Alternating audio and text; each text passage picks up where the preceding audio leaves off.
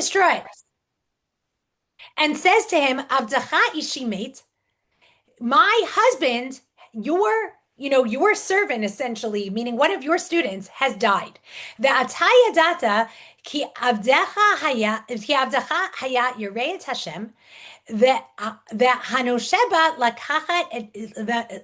והנושבה לקחת את שני ילדיי לא לעבדים. So she says to Elisha, you know that my husband was a righteous person. And not only that, now my two children are going to have to be sold into slavery. Why? Because our source of income has died. I'm basically destitute. And now what am I going to do? I need your help. So in Pasuk Bet, Elisha says to her, Vayomer le'Elisha, Ma e'eselach, like, let me see, how can I help you? Hagidi li, ma yesh lach babayit, what do you have in your house? Vatomer, and she answers back, Ein l'shivchatcha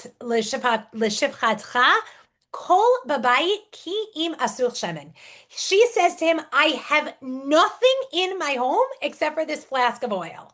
Okay, really, she comes to him on the absolute edge of poverty. And she says, I have nothing except for this flask of oil. And here is where I always think it's very interesting. If anyone's camera's on, I can see your faces. This is where people all of a sudden start saying, oh, I know this story, because it's been a story that then has been taken and translated into many, many children's books. What happens? He says in Pasuk Gimel, L'chi shali lach kelim minachutz. Basically, go get all kinds of, I'll use a modern word, containers. Me'et kol shchenayich kelim rekim al tamiti. Go to all of your neighbors, get as many empty containers as you can from everyone in the town. Like, do not hold back. Tell them you need everything. So she goes to do that.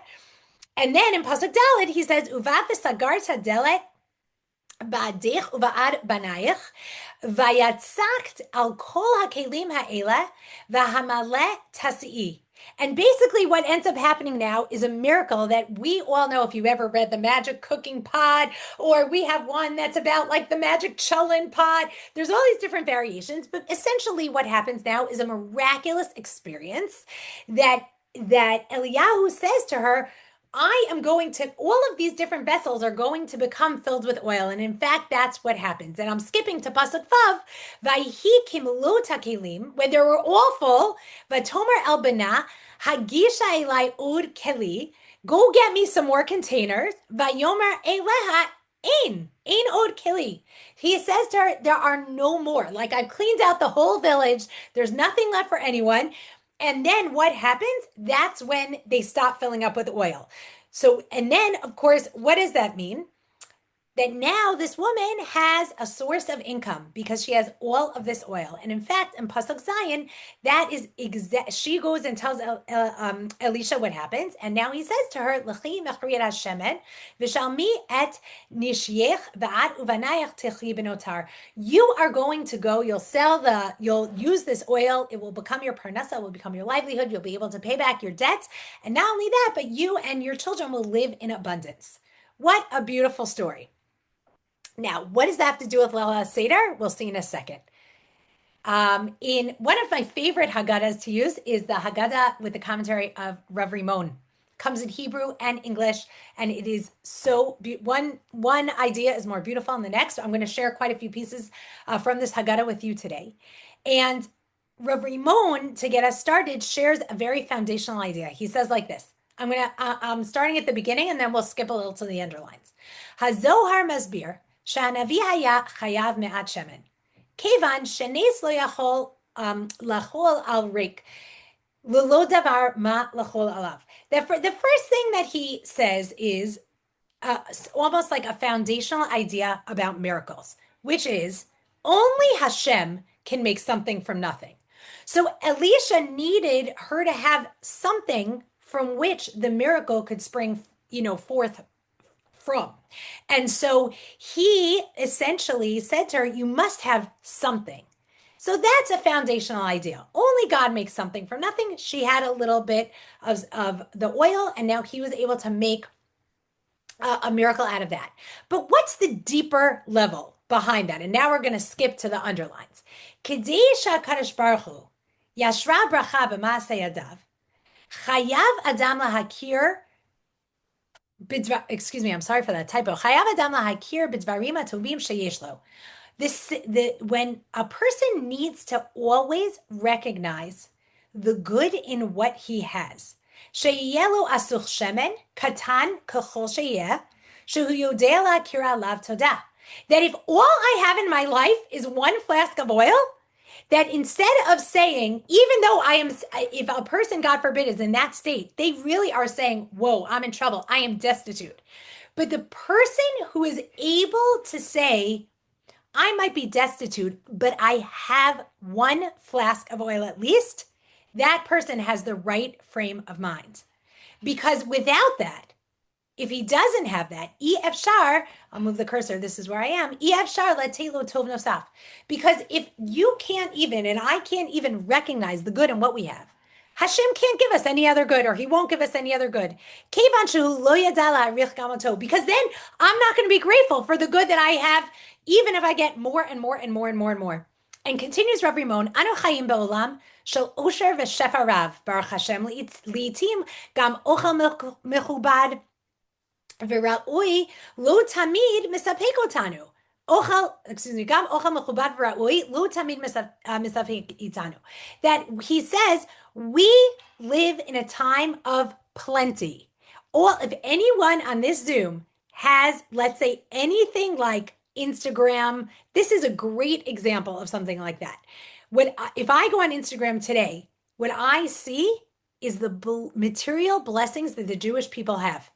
Why? Because there's ad after ad for beautiful clothes for Pesach, things you can buy, even the paper goods you can buy. I saw a very cute ad that someone had. They were like, this is the cutest thing. Instead of those like tradition noodle soups, someone came up with a way to make that kosher Pesach for matzo ball soup. So you could have like a tradition, it's not tradition brand, but like that, I'm not saying it's healthy, but that kind of like matzo ball soup on the go. So we live in a time where we have so much material abundance. But very often that abundance is actually not enough for us. We always want more. A new dress, a new thing, a new whatever it is. That is, that is a little bit how we're built, but certainly in a time where we feel material shefa, an overflow of comfort in the material world, actually it kicks in our yetzer, our inclination to want more. And he goes on and he says, Leil HaSeder hu laila shel chinuch. Seder night is a night of education. Ritzoncha le'yo ben chorin, you want to be a free person? Da sheshum davar lo magielcha. Know that nothing is just coming to you. In Israel, this is the thing that I feel like people don't want their kids to say. Like, let's say a kid comes and says, give me a cookie, okay? And then maybe mom and dad say, hold on, ask nicely, or maybe you can't have a cookie now, or whatever they're going to say. And then what's the worst thing for your kid to say? If you're Israeli, they'll be like, Magili. Like, I just deserve this cookie. It's coming to me. But Rav Rimon says, you have to work for everything. But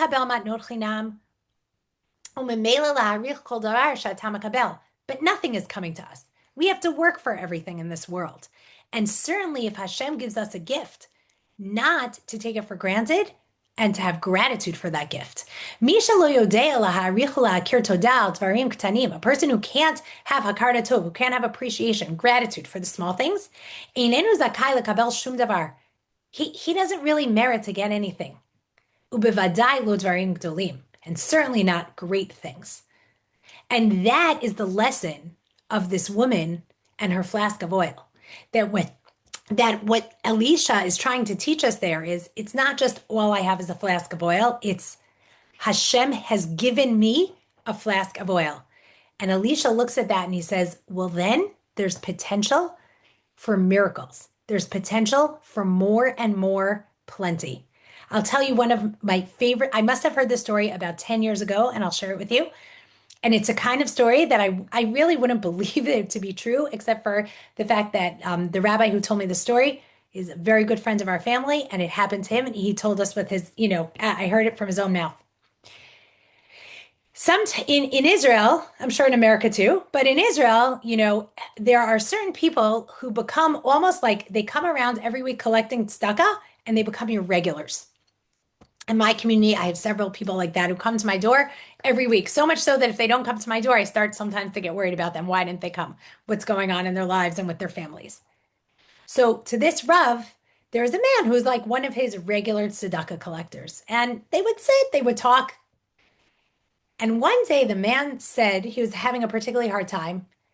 He said, "You know what is the worst thing about being poor?" And so our friend said, he's thinking in his head, is it the fact that you have to go door to door collecting tzedakah? Because that's really hard. And he said, that is not it at all. He said, the worst thing is that people feel bad for me. People feel bad for me. He said, but I don't feel bad for me. He said, I am a person who has done all my hishtadlus. I have put in all of my work and my effort. It happens to be it was a person who really, really did everything he could to hold down a job. And every time he got a job, he just could not keep the job. Like one of these real nebuch situations. He tried over and over and over and over. He wasn't like a bummy type person. He wasn't lazy. He just could not hold a job. And he said, I know that I've put in all of my work. And if I cannot earn a living right now, if I cannot support my family, it is clear to me that right now, this gate in Shamayim, this gate in heaven, is closed to me by Hashem himself. And so, what can I do? I can go around giving other people the opportunity to do their mitzvah of giving tzedakah. And I could not believe that story when I heard it because I was like, wow, that is really a righteous person. And not just a righteous person, but a person who really has their head on straight in terms of how they look at things from Hashem. Because I think if it was me, I would be like, I can't believe that this is what my life has come to. And this man was, I am doing everything I can to not be a person who has to collect tzedakah. But until Hashem opens that door, I am grateful for the fact that I can be a kli, I can be a vessel for other people to do this mitzvah. That is exactly the message of Leil HaSeder. That when we sit down at our Seder tables, we have to look around at everything we have and say, wow, it's been a whole year since we were here before, and I'm grateful. I'm grateful for the people around my table with me. I'm grateful for this food I'm serving at my table. I'm grateful for the fact that I'm coming to the table with, maybe ideas in Torah. I'm grateful that I remember the family tunes that we used to sing when we were kids. The starting off point of the Seder is a point of gratitude. That's actually one of the reasons why we, at the beginning when we sing Kadesh or Chatz, okay, there's a lot of reasons why we do that. It's the Seder, it gives us the order, it's to get the kids involved from the get-go. But one of the reasons is because we already see the entire night laid out before us. We understand that the beginning, middle, and end, and it helps us appreciate it because it gives us a framework in which we can look. And even this year, again, or maybe I'll say it differently, especially this year, as we sit down at our Seder tables with a certain degree of, hopefully by next week, there'll be a lot of clarity and a lot more calm and a lot more peace, and we'll really all be hanging out together in the Beis HaMikdash because Mashiach will have come. But essentially, what a beautiful thing to walk in and say, Ribono Shel Olam, we are witness to the world changing right in front of us. As we move on to the next source, I'll just share, I remember a silly thing. I'm 47 years old. And I remember that when I was maybe, I don't know, 30-ish or something, I remember saying to my husband or to a friend, like, my grandparents, what they went through in their lives was really, really crazy. My grandmother was on the kinder transport. My grandfather was one of the chalutzim. On the other side, my grandparents were immigrants to America. My great-grandparents escaped Nazi Germany in an incredible story full of miracles. I'm like, what was I? Like, I put hairspray in my bangs in 1986. Like, what big event happened, in my life? Now, that was silly because there's a phrase, al tiftach peh satan, right? Like, open, like, basically, why? Don't make trouble. But essentially, what have we seen? That we are now living, not quite a decade, but almost a decade of miraculous change and development in the world. which means that up in the upper worlds, in the spiritual worlds, Hashem is moving mountains up there, and we get to have a front row seat to witness it. And so as we go and we sit down at our Seder, we know that the Seder is this night full of, just like where we are right now, that we're worried, but we're grateful, that we see miracles, but it's a hard time. The Seder is built that way a little bit too. And our next source we're going to look at inside is from a book called Hegyonei Halacha, which means Thoughts on Halacha by a Reb named Reb Mirsky. And this is a really, really amazing book. And he basically essentially discusses the fact that after Manishtana, when we say the phrase, Avadim Hayinu, he talks about like, why is Avadim Hayinu, the fact that we were slaves at Mitzrayim, why does that answer the four questions? So I want to start at the underline. And he says, it's interesting, Mitzad Echad, Anu ochli matzah, lechem oni umaror, shehem zecher la'avdut, umitzad sheni, madbilin shtei pa'amim v'yoshvim mesubim kederach b'nei chorim. The whole Manishtana is full of contradictions. Two of the questions are about slavery, and two of the questions in the Manishtana are about freedom. V'haben shoel al hastira, right? If we are really educating our children to understand the Manishtana and not just recite it, our children should be understanding the fact that when they get up and sing that song in their sweet voices, or maybe if they're in some families, it might be a 25-year-old who's singing the Manishtana, that's also okay. That they are basically asking, what is going on here in this night? Is this a holiday, or is this a mourning session? Are we talking about the bitterness, or are we talking about the joy? Laila zeh zecher la'avduhu, or zecher l'cherut? Is this night in recognition, and do we remember the slavery, or do we remember the freedom? And so says Rav Mirsky, skipping to the next set of underlines, he says, Balayla hazeh, b'tchilat halayla, adayin hayinu avadim. At the beginning of the night, when we sit down, we're slaves. V'lazeh osim simanei avdut.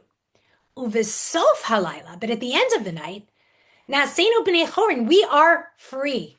V'lazeh osim simanei cherut. Meaning we have signs, that's why we have signs of freedom. Because we need to recognize that the course of the Seder, the course of Seder night, is to highlight in every which way, this was our beginning, and that was our end. It's supposed to be contradictory. And the truth is that it's not so unique. We think about it when we sit down at our Seder tables. But for anyone who, let's say, ever opened up a perek of Sefer Tehillim, almost all of Sefer Tehillim, not all, but a lot of Sefer Tehillim is written in this style. If it's a perek that celebrates joy, there is always something that reaches back to talk about what was the danger or what was the sadness. And if it's a perek that is either lamenting something sad or a chapter that's about a frightening experience, there is always something that points to our salvation, or that we know that Hashem will help us, out of whatever difficulty we are in as individuals or a nation. Because we constantly, as Am Yisrael, live with that balance and understanding. I think for those of you who live in Israel or who've ever had the incredible opportunity to spend Yom HaZikaron and Yom HaAtzmaut in Israel, I think in the modern world, that is probably the way that we see that most acutely. That we spend one day crying and one day celebrating. But the bridge between those days holds both things. That we can, and you actually can't appreciate one without the other, because that's part of the full experience of what it means to be a Jew. And when we sit down at our Seder tables, again, every one of us is supposed to sit down, and I encourage everyone to, I know it's the busiest night, it's the busiest day of the whole year, Leil HaSeder, and it's so hectic. I encourage everyone to do two things. You're going to think it's crazy that I'm going to say the first one, but that is take a nap for 20 minutes. I think that so many people, I'll tell you, when I spent many, many Seders in America growing up, I think that for the longest time, I thought that the first Seder was almost like the practice one. And the second Seder was the real one. Because the second Seder is the Seder where you can, you've had the chance to take a nap, everything is done. But from the moment we made Aliyah, we saw you get one Seder. Wow, that means you really have to be ready for it. But the second piece of like advice I'd give is take two little pieces of paper, and it could be an activity for everyone to do on Leil HaSeder while they're going, there's nothing to eat here. Okay, give them a pen, give them paper, give them potato chips. And on one paper, everyone can say, these are the things in my life that enslave me. These are the things that I know I struggle with. And it could be everything from technology to maybe a character trait that we want to work on to, to something that we're stuck in our own development, in our own life. And that's one paper. You could put that on one side of your plate. That's what we think about when we think about Avdut. And then we could take another paper where we can, again, write down everything that we're grateful for and also every single dream we have. I know, Hashem, that with your help, by next year, I can be here. Maybe I never read through a particular book of Tanakh. By the time I sit down at my Seder table next year, I'm going to have done that. That's freedom, because a slave does not really have capacity to be able to think big and to dream. All they can do is be in the trenches working for and fearful for their life.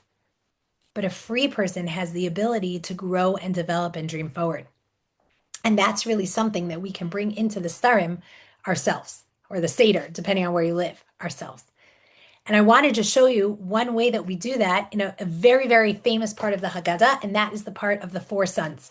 Keneged arba'a banim dibra Torah, echad chacham ve'echad rasha ve'echad tam ve'echad sheino yudei lishol. We're going to go through each one quickly. There is so much to say on this, so I'm just giving a little tiny snippet of each one. Okay? Chacham, mahu omer. What does the wise son say? Or what does the wise son ask? So he asks about the laws. What are all these different rules and mitzvot that Hashem commands? And what's the answer that we give him? We teach him Hilchot Pesach. We teach him that we end the Seder with the Afikoman. And Rav Rimon gives a beautiful explanation. We're going to learn a little snippet about each one of the sons.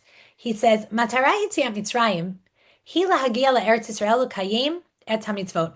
The whole goal of Yetziat Mitzrayim is to get to Israel and to keep the mitzvot. Alkein, ein tzorech l'saper leben hachacham et zipor Yetziat Mitzrayim, ela l'daber ito al tachlit al matara. For the chacham, for the wise son, we don't need to tell him the whole story. We need to explain to him the goal. Because for a person who is bright, for a person who is capable, for a person who is motivated, sometimes the thing that they most need to hear is, what's the point of this? Where are we going with this? Klomar lomdim oto et kol hilchot Pesach ad sofan. Ad hilchot ha'afikoman. We teach him everything until like the last little jot and tittle, every single last detail, down to the afikoman. And this is such an important lesson, especially in the modern world. It's always incredible how the Baal Haggadah could have an insight to such a thing. One of the things that we all do, we have so much wisdom. There's so much wisdom. Look at what we're all doing here. We are all sitting, looking at computer screens, learning Torah, thousands of miles away from each other, and we can see each other face to face. Like, this is actually the craziest thing that we're all able to do. There's so much knowledge. There's so much out there. We're all so wise. But sometimes we don't know what the goal is, what the purpose is. What is all of this for? And the answer to the Chacham is, what is this all for? It's to keep Torah, to keep mitzvot, to be involved in the details of halacha and recognize that that's a privilege. Now, in contrast to the Chacham, we have the Rasha. And that's an interesting thing. Why is the wicked son the contrast to the wise one? Because wise and wicked aren't exactly opposites. But that's for another time. The Rasha asked basically a very similar question with one little difference. Rasha ma omer, ma ha'avodah hazot lachem. What is all of this work to you? Lachem v'lolo. Meaning, what is this all, everything that's going on? Why is it important to you? Meaning to you to the exclusion of to me. Ulefisha hotzir atzmo min haklal kafar bikar. And basically, because he takes himself out of the equation, out of the body of Am Yisrael, he is the heretic. Ve'af ata haked shinav ve'emar lo ba'avur ze asa Shem li b'tziti mimitzrayim. Li velolo. And you basically hit him in the teeth, you give him a potch, and you say, this is why Hashem took me out of Mitzrayim, me and not you. Ilu hayasham lo hayanigal. Because had he been there, he would not have been redeemed. And Rav Rimon, again, so much to say about this particular child. He says something that we all know. Misha sho'el mitzapeh l'tshuva. Someone who asks a question is looking for an answer. Ulam misha omer lo mitzapeh l'tshuva. But someone who comes in to make a statement, essentially, is, I call it the difference, between asking something from curiosity, from the point of view of curiosity, versus asking something from the point of view of contempt. And that person is not going to listen to the answer. Haben Rasha Omer, v'zeh ma she'hofech oto l'rasha. He speaks, he says, he declares. And that is exactly what transforms him into a Rasha. He's not asking an honest and curious question. Hu batuach she'en tshuvot. He is sure that there are no answers. V'hu lo mitzapeh l'tshuvot l'dvarav. And even if there were, he is not looking for them. And then he quotes the Yerushalmi, who basically says there's another issue here. When he uses this word avodah, as opposed to the Chacham, who he asked essentially, what are these laws? What are these statutes? What are these mitzvot? He uses the word avodah, and the Gemara, the Yerushalmi, explains, what's the tircha? What is this difficulty? What is this pain in the neck thing called Torah, called Leil HaSeder, that you involve yourself in?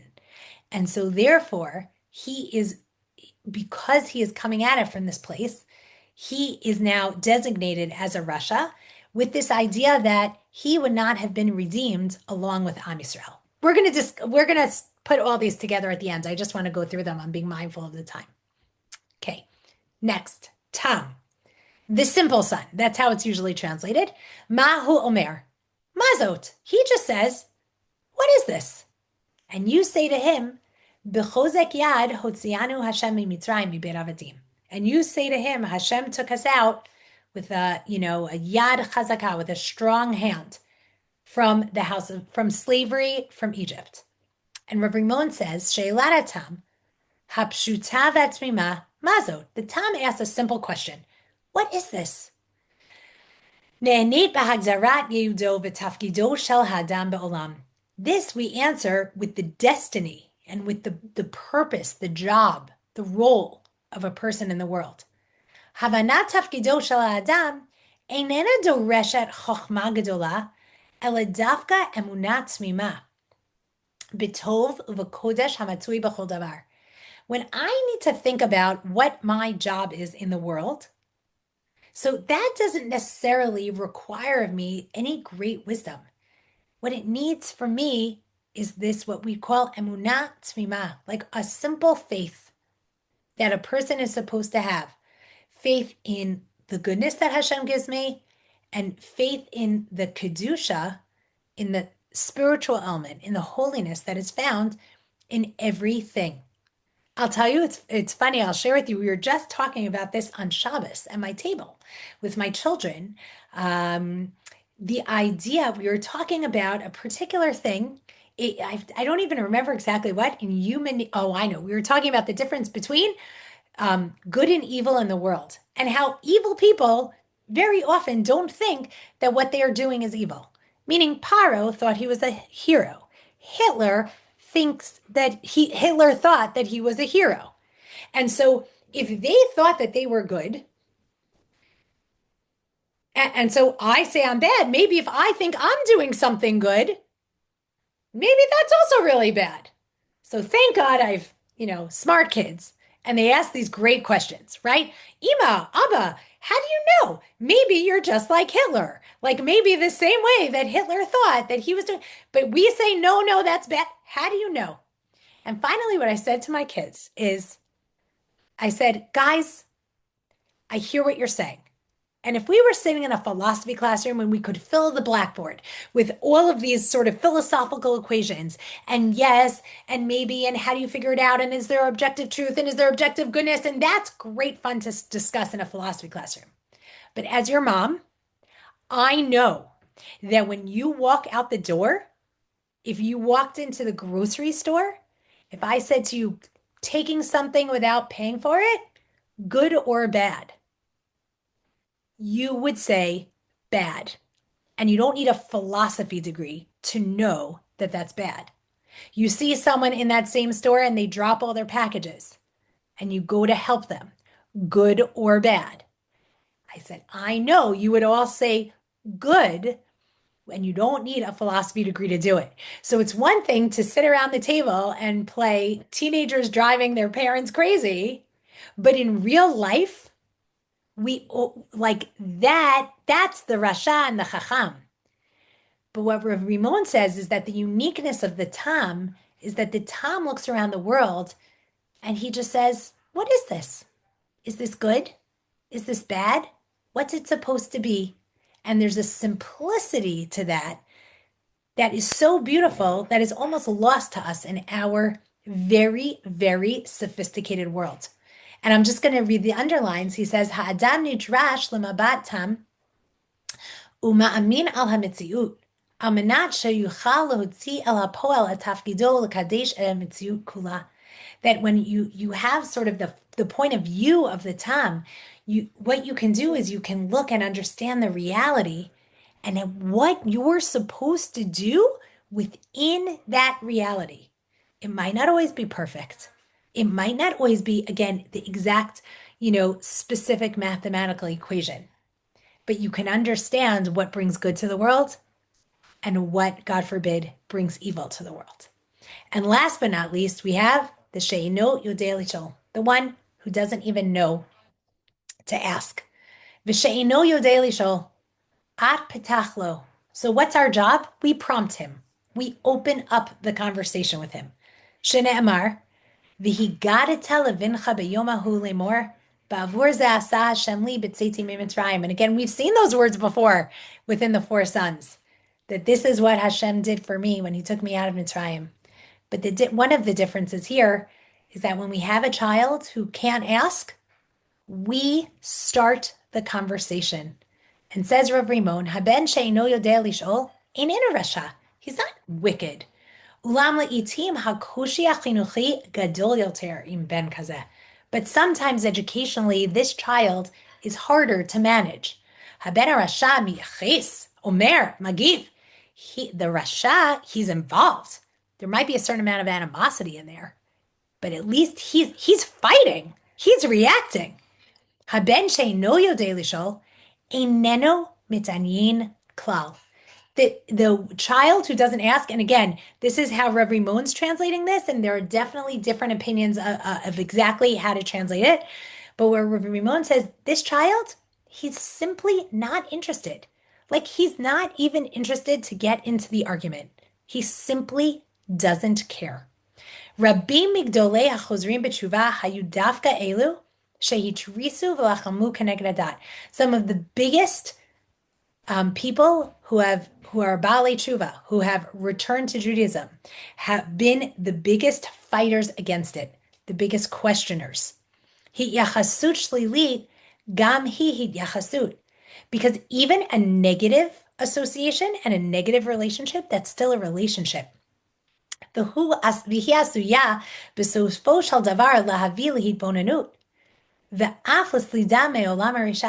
eventually that can bring a person to a place of like curiosity and growth and ultimately get them from where they need to be. Another place I'll just say is sort of, begin parentheses here, Rav Soloveitchik and Kol Dudi Dofek in which is the transcribed speech that he gave in 1956 to a group of what were essentially mostly Holocaust survivors or family of Holocaust survivors. And in there, he talks about fate and destiny. He talks about evil, and he talks about the state of Israel. And the most famous chapter in this book probably is called The Six Knocks. And essentially, what it is Rav Soloveitchik explaining and illustrating six ways that the founding of the modern state of Israel is God knocking on the door of the Jewish people, saying, I am here, let me in. It's called Kol Dodi Dofek, Behold My Beloved Knocks, based on a pasuk from Shir Hashirim, from this very tragic scene where the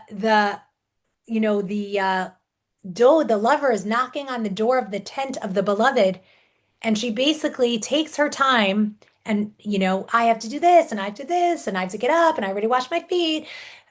And she gets to the door of the tent and he's gone. And it's devastating. And what Rav Soloveitchik says is, Jewish people, I gave you Medina Israel. I'm here knocking on the door. Don't notice it too late because then I'm going to be gone. And one of the six knocks that Rav Soloveitchik talks about is exactly this. He says that with the founding of the state of Israel, even Jews who were totally apathetic or self-hating, they essentially could not escape their Judaism anymore. They essentially had to be able, they were forced into reacting because if they were working in an office or they were sitting on a university campus or wherever they were in the checkout aisle of the grocery store and there was a newspaper, sitting there at the cashier while they were waiting in line and there's a news article, there's a headline about Israel, they can't just pretend it doesn't exist. And says Rav Soloveitchik such a magnificent thing. He says, even when a Jew reacts, even if they react negatively, you do not know where that could lead. So when we look at this child at our table who doesn't even care, so what do? We say, you might not care, but we care. And so we are going to open the dialogue with you. You can't do anything, think of anything. You just want to sit there with your AirPods shoved in your ears. We're going to pull them out and we're going to say, look at what Hashem did for us. We are going to bring you into the conversation because you're important and your voice has value.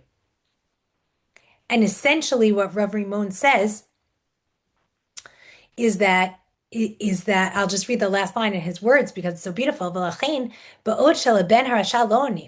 We don't answer the Russia. So what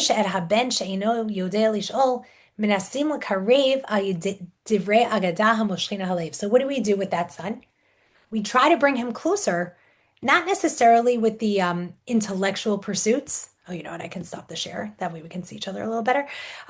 With the intellectual pursuits, but essentially with stories about the Exodus from Egypt, because we all know that stories are things that pull us closer. Stories are things that, that we can relate to.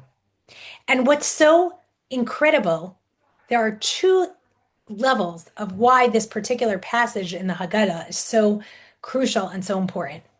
One is because obviously each one of these children, so to speak, is an archetype. Each one of them is, even if you don't have exactly all these four kids in your specific family, you know someone that does. This family has the Chacham, and that family has the Rasha, and that family has the Tam, that family has the Sheino Yodei Lishol. And many people have a mix. And what do we say? There's a place for each and every one of them at our Seder tables. We do not say to the Chacham, like, you just get a gold star and here, have a treat. We say to him, you have to understand your level of obligation. And we do not say to the Russia, we're kicking you out because you're ruining it for the rest of us. We say, you have to understand that what you say has consequences. You have to understand that you're not in an ideal place now. And maybe had you been in the generation of Yetziat Mitzrayim, you yourself would not have been redeemed. But we engage in that conversation because it's valuable. There's a place for each and every type and each and every one of those children at our tables. And that is something that is crucial and important. But I think, I don't want to say even more than that, but certainly in line with that is that within ourselves and our personalities, we have all four of these types. Each one of us has our place where we're curious and we believe and we want to understand it to the nth degree. Each one of us has the piece of us that's like, no, this is just too hard. This is just too much. Each one of us, hopefully, is sometimes able to pull out moments of simple faith. And each one of us sometimes even says, oh, I don't want to engage. It's just too hard. I have spent a long time teaching young people from high school and up. And one of the things that I see is like, it is actually the most interesting thing is that you can have a kid, a smart kid, and they'll jump through a million and one hoops. I don't know. I don't really believe. I don't believe in God. I don't believe in Torah. But really, if you get down to it with that kid, very often, what are they saying? I can't believe and I can't buy into this because, wow, then I have a lot of things that I have to do. Like, I have to get up every day and daven shacharis, and I can't just sleep till 12. Or if I want to eat something, I need to make a bracha. Or if I want to text my friends, I can't do that on Shabbos. Or, if I, whatever, the list goes on and on and on. And sometimes for a young person, that feeling of obligation, wow, it's a lot. It's a lot. But it's not just the young people. Sometimes, even for us, especially when we go through times that are difficult, is that we almost can, it becomes complicated and we can almost lose our own way in that. And that is why it is important to understand when we sit down at our Seder tables that we are a mixture of all four of those sons. And it doesn't mean a static mixture, it's a fluid mixture, a batter more than, like cookie dough. Because we sometimes have the chacham is the dominant piece, and sometimes the tam is the dominant piece. And as we go through our lives, it consistently and continuously shapeshifts and changes. But what the Seder allows us to do is to sit down with the same exact rituals that we did last year. Like, there are few things. I think that the Rosh Hashanah Yom Kippur tunes and the different, like, sort of tunes and songs at the Pesach Seder are things that people, even those who are not so observant, are ferocious about. Right? Have you ever gone into shul and the chazan sings a different tune at Rosh Hashanah? You're like, what is he doing? That's ridiculous. I think it's the same thing at the Seder. When right, who doesn't love to look at the stained matzah cover from last year or the old art projects or whatever it is, I have still in my possession a Maxwell, for those of you who are a certain age, a Maxwell House Haggadah. I have not used that Haggadah in 25 years, 30 years, 40 years, I don't know. But I will not get rid of that Maxwell House Haggadah because it was the Haggadah that was on my grandparents' table when we were growing up. No one had Haggadahs with commentaries or what. That's not what you did. You had a Maxwell House Haggadah.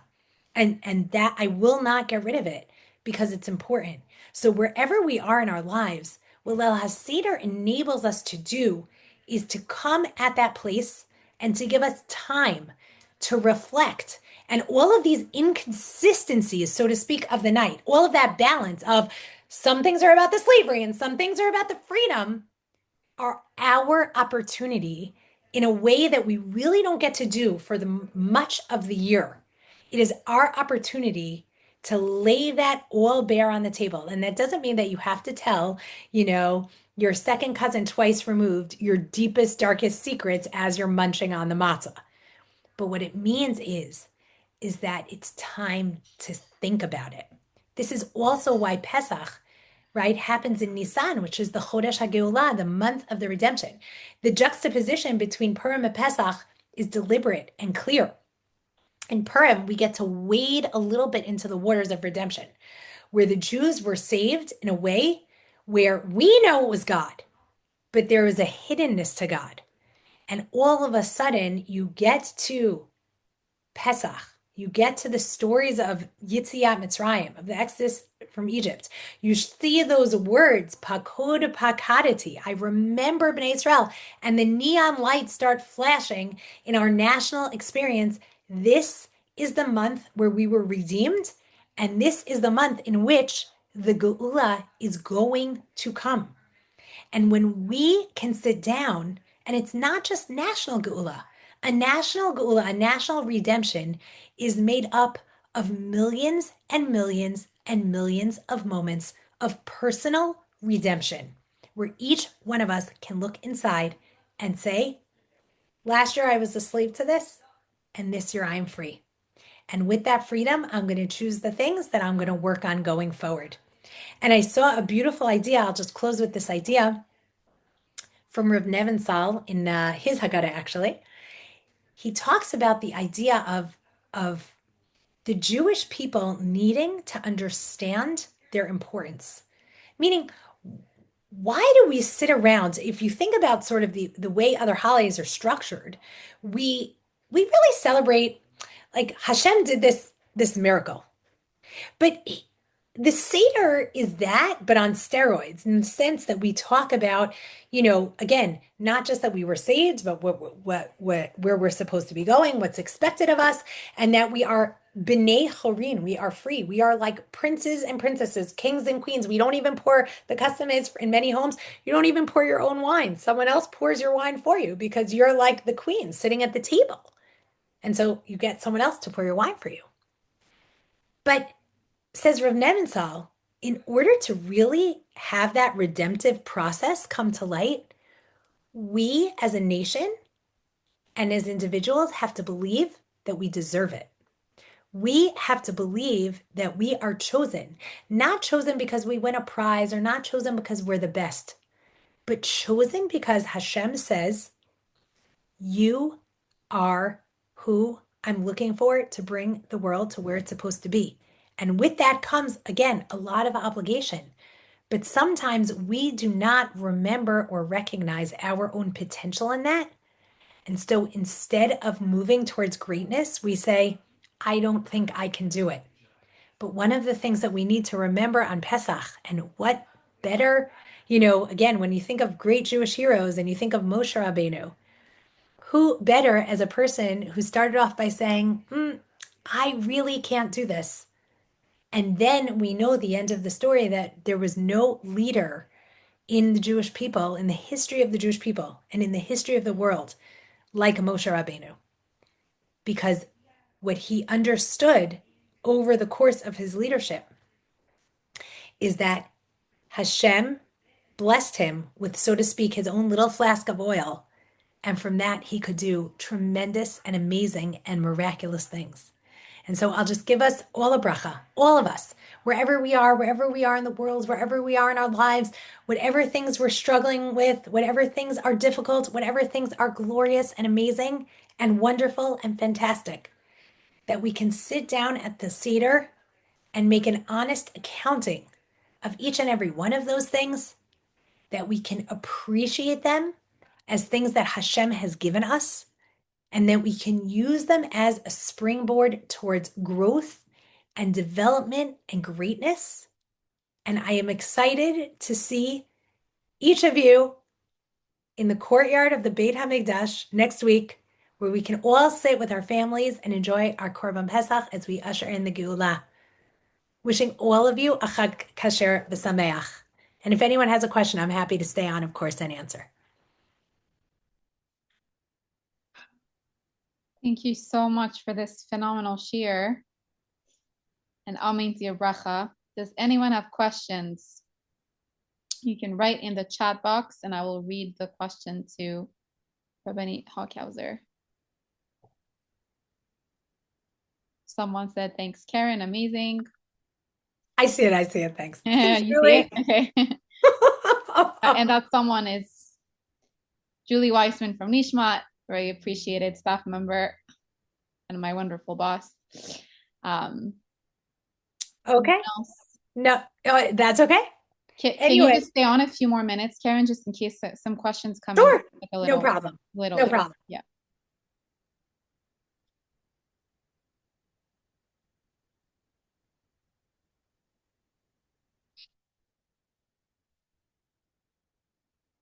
Someone said, can you repeat the 2 pages that we should have beside us at the table?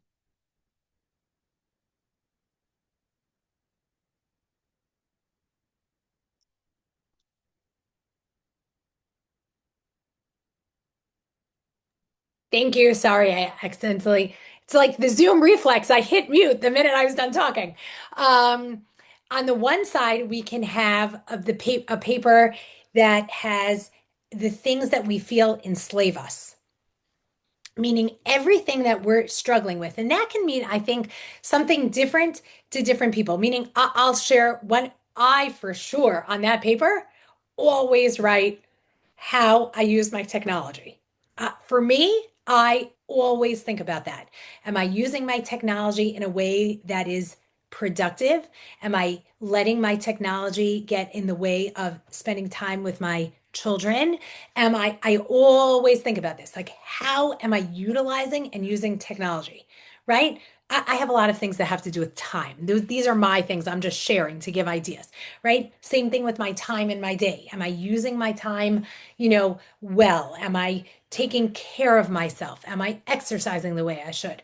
When I daven, uh, you know, I when I daven Shachar and Mincha every day, so that piece, thank God, every day I daven Shachar and Mincha. But when I think about something that enslaves me in my tefillah, so to speak, uh, am I thinking about what I'm saying? Am I connecting with God when I open up that siddur? Or am I just like doing it by rote? Those are examples of different things in our life that are, I think if I was being a bit more sort of dramatic, you might say your demons, things like that. And on the other side of your plate, maybe you can have your things that are symbolic of your freedom.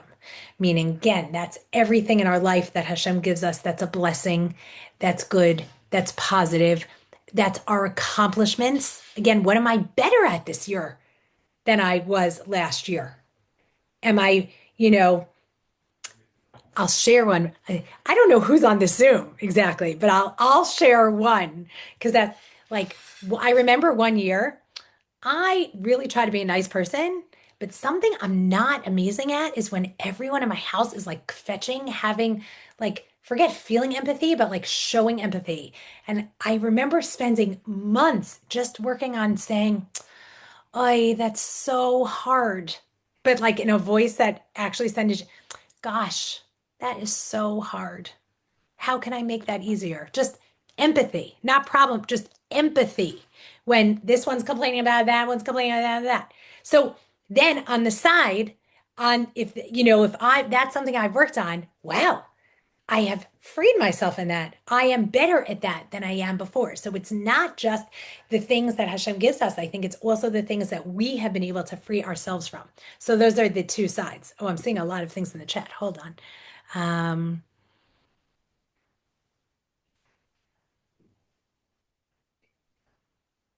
Wait, hold on. Rabbi Moen says that the Russia said and did not ask. But the truth is that for all of the participants, Maho Omer, none of them asked. That is a great question. And that's why when I started, the four sons, I think you probably could spend like a whole 2 hours, working on the language of the four sons, the psukim from the Torah that are chosen as the answer to the four sons. If we're really dissecting what's the difference between the Chacham and the Rasha, there is so much to say on that. So you've really hit the nail on the head. But I also want people to be able to, like take their break and maybe someone else, maybe I don't know if another shares on that, but that's like, hold on, I lost the question. One sec. Um, but again, I think if I'll just say like one thing, sort of almost a very simple answer is that we know sometimes you can ask a question without really asking a question.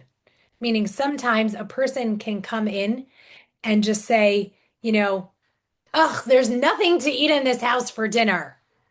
But what they're really saying is, I had such a hard day in school. Is there anything you have here that can make me feel better?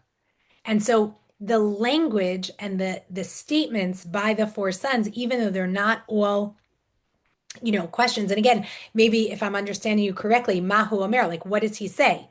Sometimes a statement's a statement, and sometimes a statement is is a question.